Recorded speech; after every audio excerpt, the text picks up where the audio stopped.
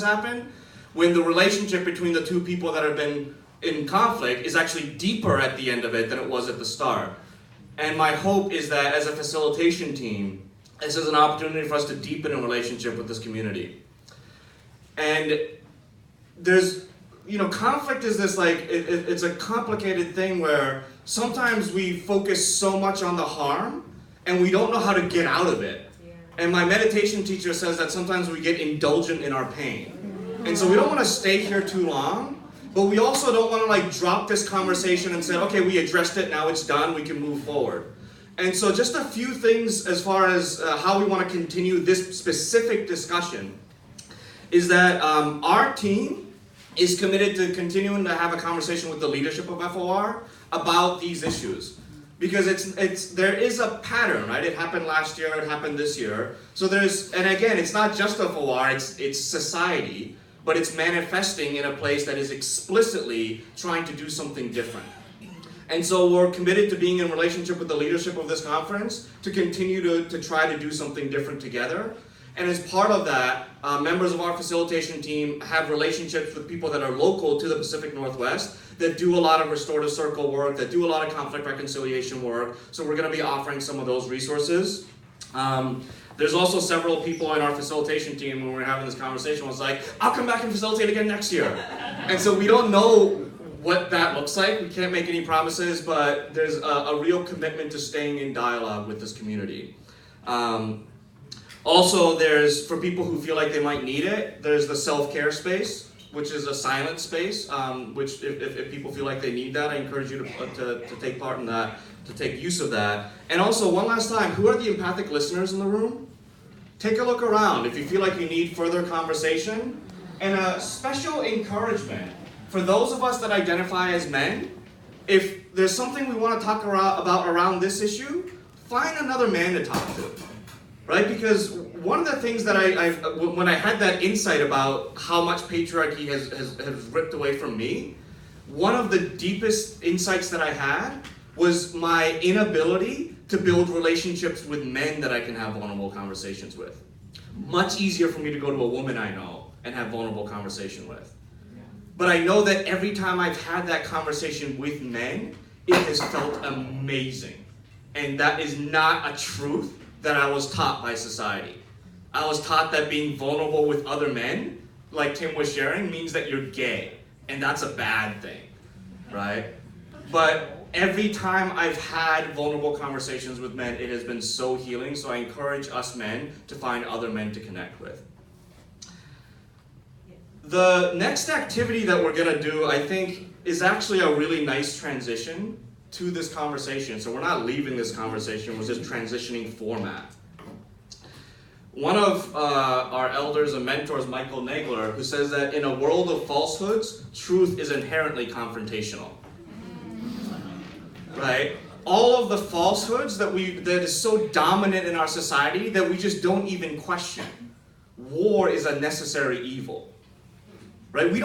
Most people in society don't even question that. Prisons are there to keep us safe. Most people don't question that, right? Gender binary, the necessity for borders between nations. These are things that most of us don't even question. They become truths in our minds, right? And even in progressive communities, we're good people, so we don't harm each other. And oftentimes that manifests as truth. And it's about surfacing those untruths is an act of confrontation. Nonviolence is about confronting conflict, right? This is a beautiful quote from one of my favorite poets, G. Yamazawa, who says, "I notice that words have gravity. I've seen them crush people. From a first-person perspective, I felt the phrase fall out of my mouth like an atom bomb without knowing the effects would radiate for years." These untruths that we're talking about that lands in us as a truth, some of it is these big social things, but some of it is interpersonal. It's the words that we heard from our parents growing up that landed in us and that has caused us harm for decades. It's the comment that we heard from our teacher or from a beloved friend or a caretaker, oftentimes when we were young, that lands in us for years and continues to cause harm. And another quote from Napoleon who says, "A soldier will fight long and hard for a bit of colored ribbon." That if you can convince someone that something is true, people are willing to risk their lives and die for something as meaningless as a piece of color on their uniform. Because they've been taught that that means everything. Right? So what we want to do is to begin to unpack some of the untruths that have become like realities in our own minds that we may not even have realized. When a harmful action happens, when we say harmful words to each other, even if, again, it's without any intention of causing harm, it hurts, right? It creates a wound in us, hearing that comment. And oftentimes when we feel hurt, we start to blame ourselves.